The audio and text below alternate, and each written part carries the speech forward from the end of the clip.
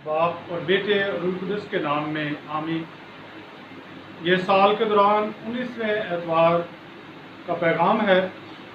पहली तिलावत पहला मालूक उसके 19वें बाब के नामी आयत और फिर 11वीं से 13वीं आयत में इलियास को कहा जाता है कि खुदावंद के सामने पहाड़ पर खड़ा हो।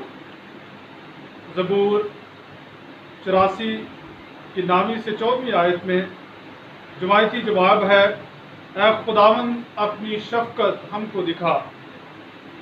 दूसरी तिलावत मुक़द्दस पौलुस रसूल का ख़त रोमियो के नाम उसके नामे बाब की पहली 5 आयत, जिसमें मुक़द्दस पौलुस रसूल चाहता है कि इसराइल के लोग वो निजात पाएँ, वो खुशी पाएँ, और इस खुशी को देने के लिए वो खुद भी मसीह से महरूम हो जाने के लिए तैयार है, मगर वो चाहता है कि सब लोग खुदाए महमूद अल मसीह को जानें और उसी पर ईमान रखकर ज़िंदगी गुजारें।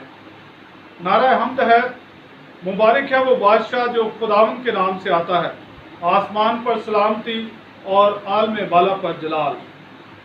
इंजील मुक़द्दस बामुताबिक मुक़द्दस मत्ती उसके 14वें बाब की 22वीं से 33वीं आयत में खुदावंद यीशु मसीह को पतरस दरख्वास्त करता है कि मुझे हुक्म दे कि मैं आऊँ, और वो पानी पर चलता है।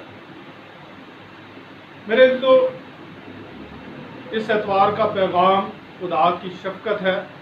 खुदा रहीम है, खुदा प्यार करने वाला है, खुदा नरम रो है, और खुदा इंसान के करीब आता है ताकि उसकी मुश्किलात में से निकाले।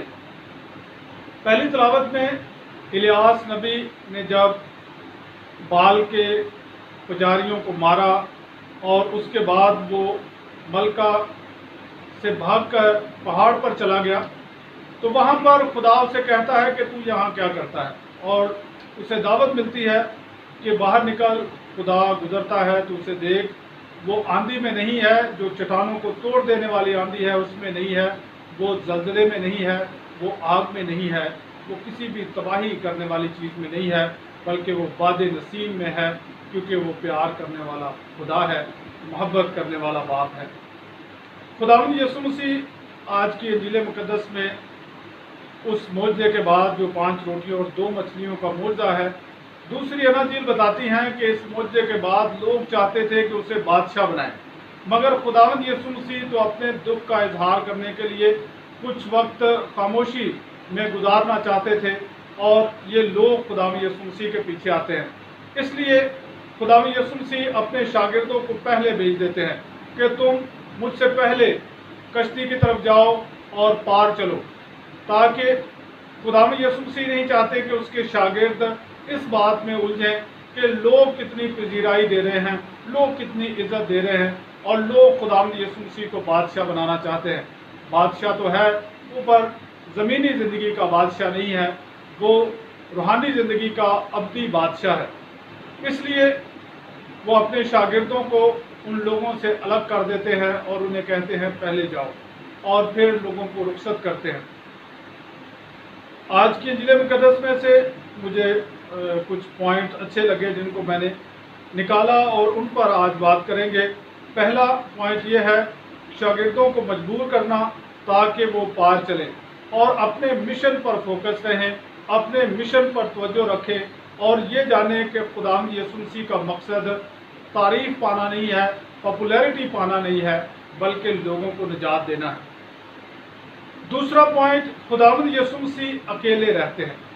यूहन्ना इस्तबागी की वफ़ात के बाद, उसकी शहादत के बाद, खुदावंद यीशु मसीह अपने दुख का इजहार भी करते हैं और खुदा के हुज़ूर दुआ करने के लिए भी वक्त निकालते हैं, और यहाँ पर आने का मकसद ही यही था कि दुआ की जाए, मगर दुआ का वक्त ना मिला, लोग आए, तो खुदावंद यीशु मसीह अब उन लोगों को रुखसत करके दुआ करते हैं।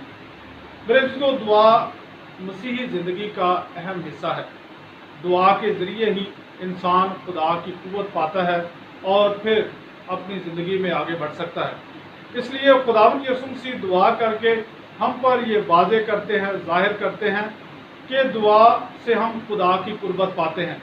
इसलिए दुआ से हम कभी भी अपने आप को अलग करके रूहानी ज़िंदगी में तरक्की नहीं पा सकते। तीसरा, موضوع ہے کہ خداوند یسوع مسیح پانی پر چلتے ہیں۔ ابتدا میں لکھا ہے کہ روح خدا پانیوں پر جنبش کرتا ہے، اور زبور 177 میں لکھا ہے کہ وہ پانیوں پر چلتا ہے، سمندروں پر اس کا راستہ ہے اور اس کے قدموں کے نشان نہیں۔ خداوند یسوع مسیح پانی پر چل کر جو انسانی فطرت نہیں ہے، جو انسان نہیں کر سکتا، یہ بتاتا ہے کہ وہ خدا ہے، اور وہ کسی پر ظاہر کرنے کے لیے نہیں، بلکہ کیونکہ ضروری ہے کہ خداوند یسوع مسیح نے ان سے پہلے پہنچنا ہے یا ان تک پہنچنا ہے، تو خداوند یسوع مسیح پانی پر چل کر آتے ہیں۔ اور جب شاگرد دیکھتے ہیں تو پہلے ہی وہ ڈرے ہوئے ہیں، پہلے ہی وہ طوفان کی وجہ سے ڈرے ہوئے ہیں، پہلے ہی وہ جھیل میں آنے والے تیز ہواؤں کی وجہ سے ڈرے ہوئے ہیں۔ تو جب وہ کسی شبی کو پانی پر چلتے ہوئے دیکھتے ہیں تو سمجھتے ہیں کہ شاید اس کی وجہ سے ہی یہ سارا جو ہے وہ حالات بگڑے ہوئے ہیں، تو وہ ڈر جاتے ہیں۔ ان کے ڈرنے کا خداوند یسوع مسیح انہیں دلاسا دیتے ہیں اور کہتے ہیں کہ اعتماد رکھو، میں ہی ہوں۔ اور میں ہی ہوں ہمیں یہ یاد دلاتا ہے کہ جب موسیٰ کی پہلی بار ملاقات خدا کے ساتھ ہوتی ہے جلتی ہوئی جھاڑی میں، خدا نے کہا کہ میرا نام ہے میں ہوں جو ہوں، اور خدا وہ ہے جو موجود ہے، خدا وہ ہے جو ہمیشہ تک موجود ہے، جو الفا اور اومیگا ہے۔ اور خداوند یسوع مسیح بھی یہاں پر کہتے ہیں میں ہوں، اور میں ہوں کا ہونے کا مطلب یہ ہے کہ وہ خدا ہے، اور خدا ہوتے ہوئے وہ یہ اختیار رکھتا ہے کہ پانی پر چلے۔ پطرس اس بات سے بہت خوش ہوتا ہے، جوش میں آتا ہے اور کہتا ہے کہ مجھے حکم دے کہ میں بھی پانی پر چلوں۔ خداوند یسوع مسیح اسے یہ نہیں کہتے کہ تو نہیں چل سکتا۔ خداوند یسوع مسیح نے کہا کہ یہ نہیں کہا کہ تیرے بس کی بات نہیں ہے، کیونکہ خداوند یسوع مسیح نے کہا کہ تم مجھ سے بڑے بڑے کام کرو گے۔ تو یہاں پطرس کو دعوت دی جاتی ہے کہ تو آ پانی پر چل، اور وہ چلتا ہے، چند قدم چلتا ہے، اور پھر یہ بڑا خوبصورت واقعہ ہے کہ وہ ڈوبتا ہے۔ خوبصورت اس لحاظ سے ہے کہ انسان پانی پر نہیں چل سکتا، مگر جب خدا چاہتا ہے تو غیر فطری عمل بھی ہو جاتا ہے۔ اور اس لحاظ سے بھی خوبصورت ہے کہ ہم جب خدا سے نگاہ ہٹاتے ہیں تو پطرس کا ڈوبنا ہم سب کو یہ بتاتا ہے کہ ہم جو مختلف مشکلات میں ڈوبے ہوئے ہیں، جو پریشانیوں میں ڈوبے ہوئے ہیں، جو زندگی میں الجھے ہوئے ہیں، وہ ہمیں یہ بتاتا ہے کہ جب ہماری نگاہ خداوند یسوع مسیح سے ہٹتی ہے، جب ہم اس کی طرف سے توجہ ہٹاتے ہیں اور ارد گرد دیکھتے ہیں، جس طرح پطرس نے طوفان کی طرف توجہ کی، پطرس نے لہروں کی طرف توجہ کی، پطرس نے اس بات کی طرف توجہ کی کہ پانی پر انسان نہیں چل سکتا، تو ان خیالات نے اسے ڈبو دیا۔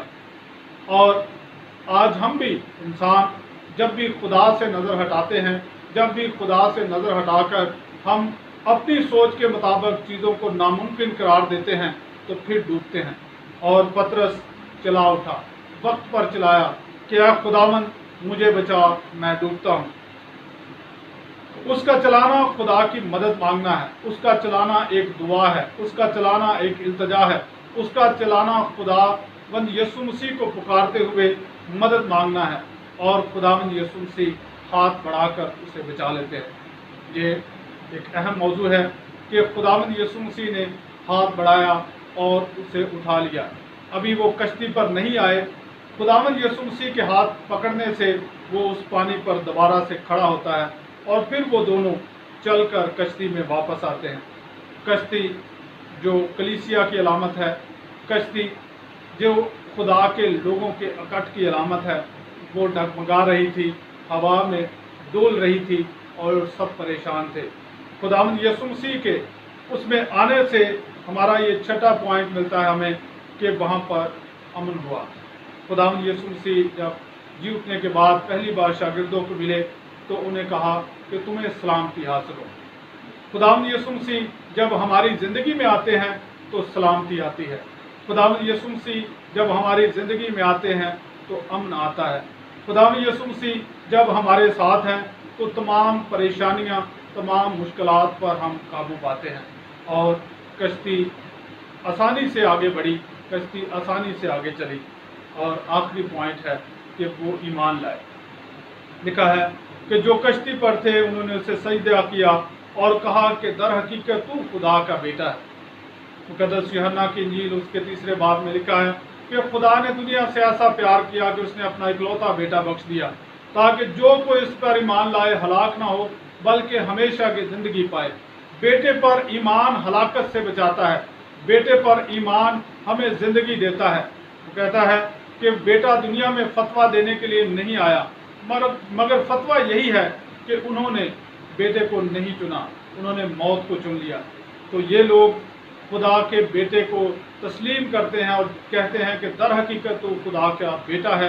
इस बात पर ईमान ही इन लोगों को बचाता है और इस बात पर ईमान ही हम सबको बचाता है। खुदावंद इस एतवार के पैगाम में हमें ये दावत देता है कि हम उसकी रहमतों पर निगाह करें, उसे अपनी ज़िंदगी का हिस्सा बनाएं। जब हम मुश्किलात में होते हैं, जब परेशानियों में होते हैं, तो खुदावंद यीशु मसीह को पुकारें। वो हमारी मदद करता है और वो हमें छुड़ाता है, क्योंकि वो हमारा मददजी है। मसीह हमारे खुदावंद के वसीला से आमीन। बाप और बेटे और रूह कुदस के नाम में आमीन।